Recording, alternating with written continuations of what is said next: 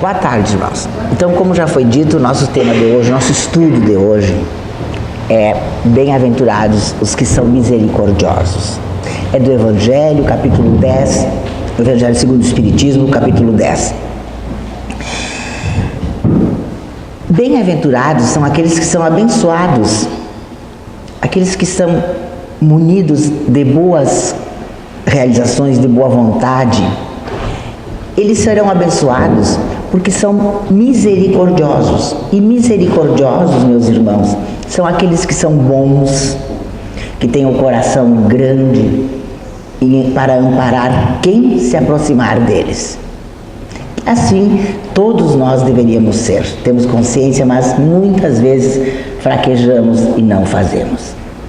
Vamos pedir sempre força para um dia sermos bem-aventurados, porque seremos misericordiosos. Alcançaremos a misericórdia de Deus. Então a primeira parte diz assim: perdoai para que Deus vos perdoe. Bem-aventurados os que são misericordiosos, porque eles próprios alcançarão a misericórdia. Então, assim como souberem ser misericordiosos, também receberão a misericórdia de Deus nosso Pai, pelas suas faltas. Se perdoardes aos homens as faltas que cometem contra vós, vosso Pai Celeste também perdoará vossos pecados. Também seremos perdoados se conseguirmos perdoar o nosso próximo. Mas se não perdoardes aos homens, quando vos ofendem, vosso Pai também não perdoará vossos pecados. Quer dizer, são palavras, do Evangelho, mas não é o Pai, Deus, que não vai nos perdoar. Somos nós que fazemos por não merecer o perdão, porque não estamos agindo corretamente. Se vosso irmão pecou contra vós, ide acertar a falta em particular entre vós e eles, não sem fazer alarde, sem querer se mostrar, sem querer aparecer, como a gente costuma dizer. Ide bem humildemente para algum lugar simples e acertai com vosso irmão.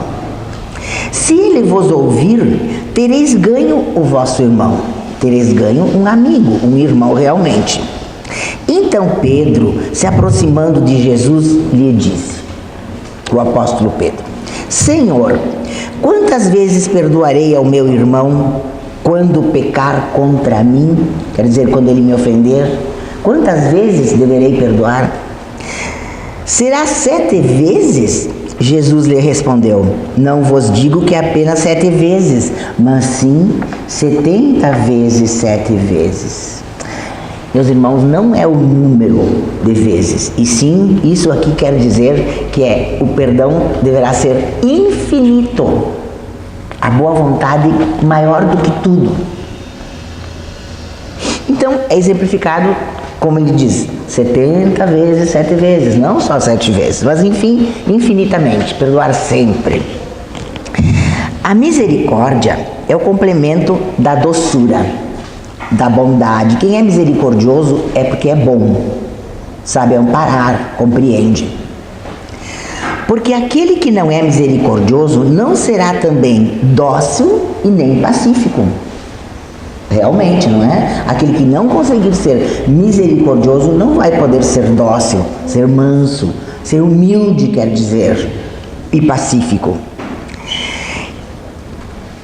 Ela consiste no esquecimento e no perdão das ofensas.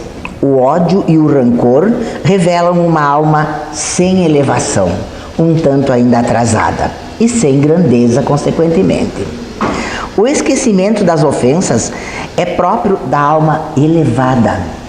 Conseguirmos relevar e esquecer as ofensas, desculpar sempre, é próprio das almas elevadas,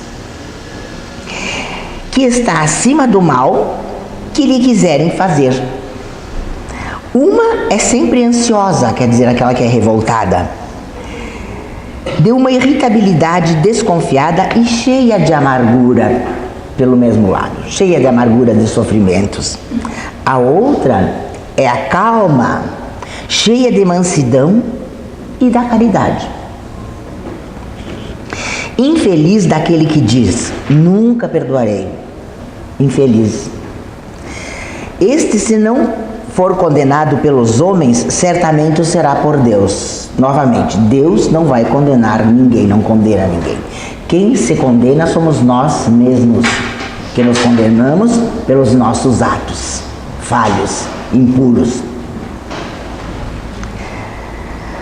Com que direito este ser pedirá o perdão das suas próprias faltas, se ele próprio não perdoa as faltas dos outros? Com que direito? Ele tem direito de querer ser perdoado, se ele não perdoa nada, não perdoa ninguém? Quando diz para perdoarmos ao nosso irmão, não 7 vezes, mas 70 vezes 7 vezes, Jesus nos ensina que a misericórdia, como já foi dito, não deve ter limites. Vamos repetir, não é o número 70 vezes 7 vezes, sim, ilimitadamente, o perdão ilimitado. Mas há 2 maneiras bem diferentes de se perdoar.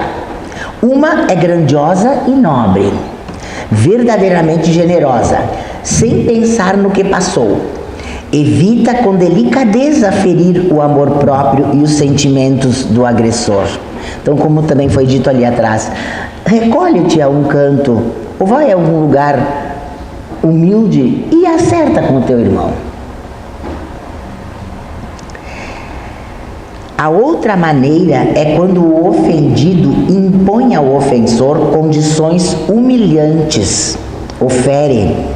Se estende a mão, não é com benevolência e com bondade, mas sim com ostentação para se mostrar, a fim de poder dizer a todos: vede como sou generoso, querendo se mostrar que ele é bom, ele é generoso. Essa generosidade não é verdadeira, porque é para aparecer, e não precisa aparecer. É humilde, tem que ser humildemente. Uma maneira, e isto é uma maneira de satisfação do nosso orgulho, porque isso é o grande mal, é a grande chaga da humanidade ainda, o orgulho. Não querer diminuir-se, ficar no seu lugar, ajudar quem puder e sem querer aparecer, né? Dizer, ó, vede como sou generoso, diz aqui. Não precisa aparecer. Quem é realmente, o que vem de dentro sincero, não precisa ser alardeado, não precisa ser divulgado. As pessoas vão conhecendo quem é quem.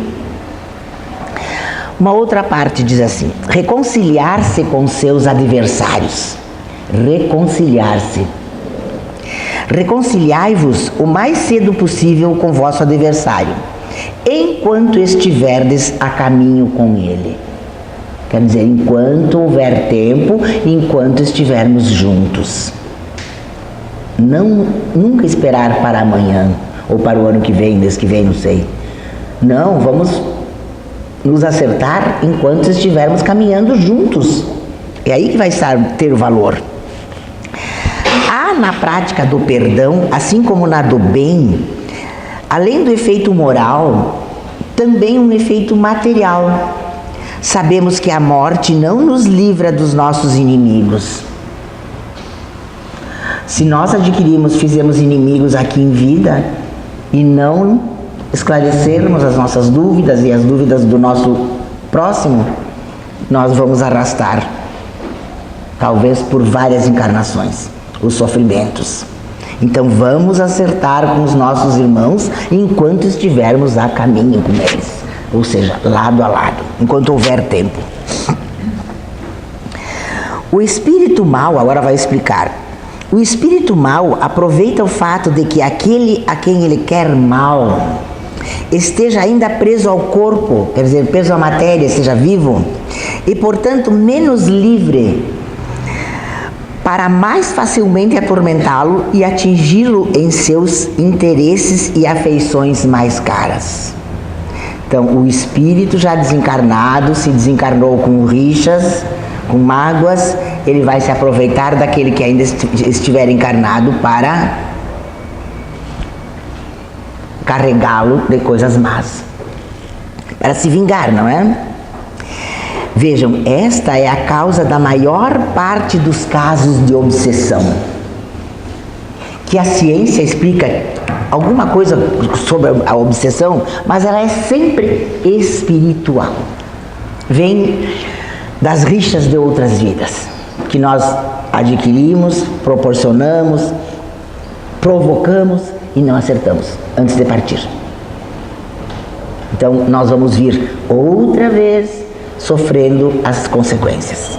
Aí então agora isso diz que isso explica o grande caso, as grandes obsessões, as obsessões em si, porque uma obsessão nunca é uma coisa boa, é uma doença.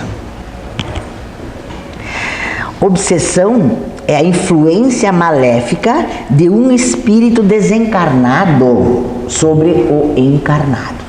Isto é a obsessão. A explicação que está aqui no Evangelho sobre o que é a obsessão. Então, é a influência de um espírito desencarnado sobre um encarnado. Ele fica fazendo aquele espírito penar, aquele ser penar, sofrer.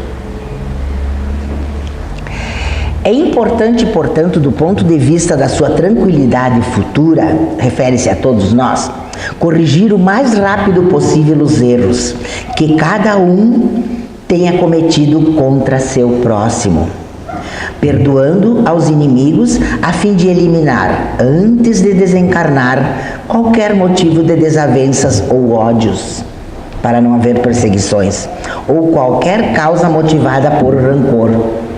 Deste modo, de um inimigo enfurecido neste mundo, pode-se fazer um amigo no outro, no mundo espiritual, se nós acertarmos, né? Vamos repetir novamente os nossos erros com o nosso irmão, com o nosso próximo. Ou pelo menos ficar do lado do bem, e Deus ampara aqueles que perdoam, sempre.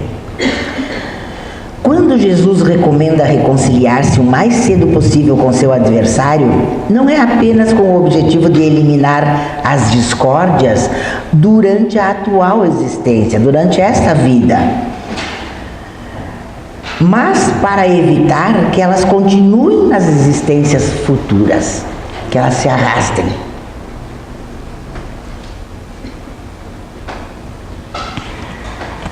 O sacrifício mais agradável a Deus. Qual seria o sacrifício mais agradável a Deus? O que Deus esperaria de nós? Diz aqui: o sacrifício mais agradável ao Senhor é o de sacrificar o seu próprio ressentimento. Em outras palavras, engolir o seu orgulho, engolir o seu ressentimento e tentar, pelo menos, fazer com que seja desfeito esse mal, esses mal-entendidos, para que não se arrastem por outras encarnações, se tornando doenças que nós sabemos que existem.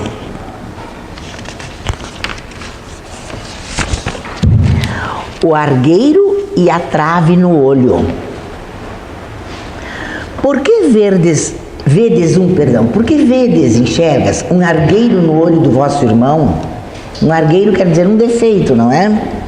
Vós que não vedes uma trave no vosso, quer dizer uma montanha de traves, de erros, de enganos. Então nós enxergamos mais facilmente no nosso próximo do que os nossos. É uma insensatez dos homens ver o mal nos outros antes de ver aquele que está em nós próprios. Quer dizer, antes de nos analisarmos, de nos autoanalisarmos, nós enxergamos mais facilmente no outro. Faz parte também do nosso orgulho. Para julgar-se a si mesmo, seria preciso poder olhar seu íntimo como se fosse num espelho. Sair de dentro de si e se enxergar. Transportar-se de algum modo para fora de si, se isso fosse possível. Perguntando-se, o que eu pensaria se visse alguém fazendo o que faço? O que eu pensaria se eu visse alguém, se eu conseguisse me enxergar de fora e me perguntar o que eu ia pensar se eu visse alguém fazendo o que eu faço? Indiscutivelmente, o orgulho faz com que o homem disfarce seus próprios defeitos, tanto morais quanto físicos. Essa insensatez é totalmente contrária à caridade, pois a verdadeira caridade é modesta, é humilde, é simples, é indulgente. Perdoa sempre, esta é a caridade. A caridade orgulhosa é contrária ao bom senso, que todos nós precisamos desenvolver em nós. A autocrítica. Outra parte, não julgueis para não serdes julgados. Aquele que estiver sem pecado, atire a primeira pedra. Não julgueis para não serdes julgados, pois sereis julgados conforme houverdes julgado aos outros, e lhes será aplicada a mesma pena. Os escribas e os fariseus levaram uma mulher diante de Jesus, dizendo que ela havia cometido adultério. E aí, como era da parte daquela época, dos chefes daquela época, as mulheres eram apedrejadas, realmente. Por isso que o título é Atire a primeira pedra quem estivesse sem pecado. E então Jesus estava abaixado, não deu muito crédito para o que o povo dizia daquela mulher e continuou a escrever. Ele estava escrevendo na areia, na beira da praia. Aí, como eles insistiam, ele levantou e disse: aquele dentre vós que estiver sem pecado, lhe atire a primeira pedra. Quer dizer, não precisava ser o adultério. Aquele que não está devendo nada para ninguém. Se realmente não está devendo, atire a primeira pedra. Foi isso que Jesus disse. E voltou a se abaixar e a escrever na areia como estava fazendo. E então, como o povo viu que ele não estava dando crédito, foram embora. E aí Jesus aconselhou a mulher que ela repensasse a sua vida e que ela não caísse mais nos mesmos erros. Quer dizer, também a gente hoje pensa, se ela considerava erro, não é? Temos que realmente entender assim. É a verdade, né? É a realidade. Aquele que estiver sem pecado, atire-lhe a primeira pedra. Com este ensinamento, Jesus faz do perdão, vejam, indistintamente, um dever, pois não há ninguém que dele não tenha necessidade para si próprio. E nos ensina que não devemos julgar os outros mais severamente do que julgaríamos a nós mesmos. Antes de condenar uma falta em alguém, vejamos se a mesma reprovação não pode recair sobre nós. Vejam, então não era só, Jesus se referiu só no sentido do adultério. Quem estiver sem nenhum pecado, atire a primeira pedra. Quem não estiver devendo nada. Será que alguém dentre nós, ou naquela época, então pior, não deve nada, não devia nada? Com certeza nós devemos muito, em função do nosso grande orgulho, que é a nossa chaga, a chaga da humanidade. Querendo achar que sempre nós somos melhores, que nós não temos nenhuma falta, nenhum pecado a pedir perdão, a refazer. E nós sabemos lá no nosso íntimo, vejam como disse aqui atrás, se fosse possível sair de dentro de nós e se enxergar no espelho, o que nós pensaríamos? Seria grave. O perdão das ofensas. Quantas vezes perdoarei ao meu irmão? Deveis perdoá-lo não 7 vezes, mas sim 70 vezes 7 vezes. Vem de novo esse exemplo. Quer dizer, não é um número, é novamente o perdão ilimitado. Eis um dos ensinamentos de Jesus que mais deve marcar vossa inteligência e falar mais diretamente ao vosso coração, ao nosso íntimo, não é? Jesus, o justo, por excelência, responde a Pedro: tu perdoarás, mas sem limites. Perdoarás ainda que a ofensa te seja feita muitas vezes, repetidas vezes. Ensinarás aos teus irmãos o esquecimento de si mesmos, que os torna invulneráveis a agressões, aos maus procedimentos e às injúrias. Serás doce e humilde de coração, nunca medindo tua mansidão e brandura. Farás, enfim, o que desejas que o Pai Celestial faça por ti. Não tem Ele te perdoado sempre? Quantas vezes Ele tem nos perdoado?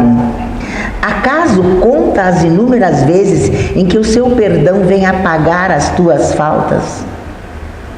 Não, né? O Pai nunca conta, Ele perdoa sempre, indistintamente, invariavelmente. Como Pedro, aplicai a vós mesmos. Perdoai, usai de indulgência, sede caridosos, generosos, isto é, pródigos no vosso amor. Dai e o Senhor vos restituirá. Perdoai e o Senhor vos perdoará. Abaixai-vos e o Senhor vos reerguerá. Humilhai-vos e o Senhor vos fará sentar ao seu lado.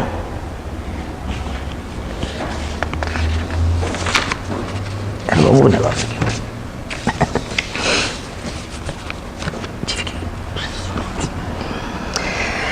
Mas há duas maneiras bem diferentes de se perdoar. O perdão dos lábios, quer dizer, aquele que sai da boca, da nossa voz, e o perdão do coração, aquele que vem daqui de dentro do fundo, que é o verdadeiro. Então, um perdoa na fala, diz que perdoa, e o outro, que é o verdadeiro, tem que perdoar intimamente. A indulgência é uma outra parte que diz. É um capítulo bastante extenso, mas eu aconselho que todos os irmãos leiam. É o capítulo 10º do Evangelho, como nós já dissemos. Espíritas, gostaríamos hoje de vos falar sobre a indulgência. Esse sentimento tão doce, tão fraternal, que todo homem deveria ter para com seus irmãos, mas que poucos o praticam. A indulgência jamais vê os defeitos alheios, ou se os vê, evita falar deles e divulgá-los. Pelo contrário, ela os esconde, a fim de que não sejam conhecidos. E se a malevolência os descobre, sempre tem uma desculpa pronta para amenizá-los. Quer dizer, para disfarçar, fingir que não houve nada, que não aconteceu, que não é verdade. Ou seja, uma desculpa aceitável, séria, e não daquelas que, parecendo atenuar a falta, a destacam de um modo maldoso. Querem que apareça o defeito do próximo, quando não estão enxergando o seu. Veja uma trave no olho. Aquela do nosso irmão, nós enxergamos o defeito, e nós não temos defeitos. Compromisso, né?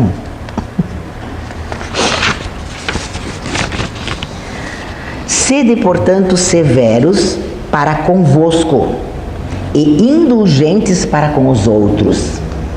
Então vamos nos analisar severamente, realmente, com sinceridade, e vamos desculpar sempre os outros. Vamos sempre achar que foi um engano, que ele não está entendendo bem, o nosso próximo, enfim, que nós precisamos desculpar.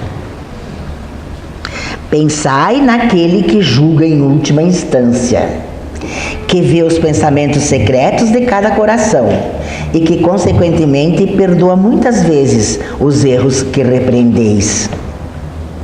Sede indulgentes, meus amigos, pois a indulgência encanta, acalma, reergue, enquanto a severidade discrimina, distancia e irrita.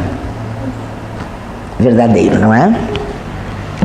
Apoiai os fortes, encorajai-os a prosseguir no bem. Fortificai os fracos, mostrando-lhes a bondade de Deus, que considera o menor arrependimento. Ele considera, por menor que seja. Compreendei toda a misericórdia infinita de vosso Pai, e não vos esqueçais nunca de lhe dizer pelos vossos pensamentos, e especialmente pelos vossos atos: perdoai as nossas ofensas, assim como perdoamos aqueles que nos têm ofendido. Mas tem que ser sincero. Entendei bem o valor dessas sublimes palavras. Não só sua letra é admirável, mas também o ensinamento que elas contêm. Perdoai nossas ofensas, assim como perdoamos aqueles que nos têm ofendido. Precisamos realizar isto. Muito. Meus caros amigos, sede severos para convosco e indulgentes para com as fraquezas dos outros. Esta é uma prática da santa caridade que poucas pessoas observam. Todos vós tendes más tendências a vencer, defeitos a corrigir, hábitos a modificar. Todos vós tendes um fardo mais ou menos pesado, do qual vos deveis livrar para seguir o cume da montanha do progresso, que é a nossa escala evolutiva. Por que havereis de ser observadores tão exigentes para com o vosso próximo e tão cegos em relação a vós mesmos? Todo homem muito orgulhoso por se julgar superior em virtudes e em méritos aos seus irmãos encarnados é insensato e se torna culpado. E Deus o julgará por isso no dia da sua justiça. O verdadeiro caráter da caridade é a modéstia e a humildade. Ambas consistem em ver apenas superficialmente os defeitos dos outros e ressaltando neles o que há de bom. Quer dizer, desculpando. Não estava bem informado, não se deu conta. Não ressaltar, desculpar. Espiritismo, doutrina consoladora e bendita. Felizes daqueles que te conhecem e que tiram proveito dos salutares ensinamentos dos Espíritos do Senhor. Para eles o caminho está iluminado. E ao longo do trajeto podem ler estas palavras que lhes indicam o meio de chegar ao objetivo. Caridade prática, caridade de coração, caridade para com o próximo, como para consigo mesmo. Caridade com todos e o amor a Deus acima de todas as coisas. O amor a Deus resume todos os deveres e é impossível amar realmente a Deus sem praticar a caridade, da qual ele faz uma lei para todas as criaturas. Então, meus irmãos, todos nós temos muito que aprender, que pôr em prática essas palavras que estão aqui no Evangelho. As palavras através de atos, não só de palavras, da boca para fora. Vamos fazer. E nós precisamos treinar. Treinar, nos educar, ler bastante, estudar, procurar entender e desculpar as falhas dos nossos irmãos. Pensando sempre assim: se eu estivesse vendo o que os outros pensam de mim, né? Se eu soubesse realmente. Então vamos procurar viver dentro da boa vontade, do amor, da indulgência, como diz aqui, e da caridade, que é o resumo de todas as qualidades. Muito obrigada pela atenção.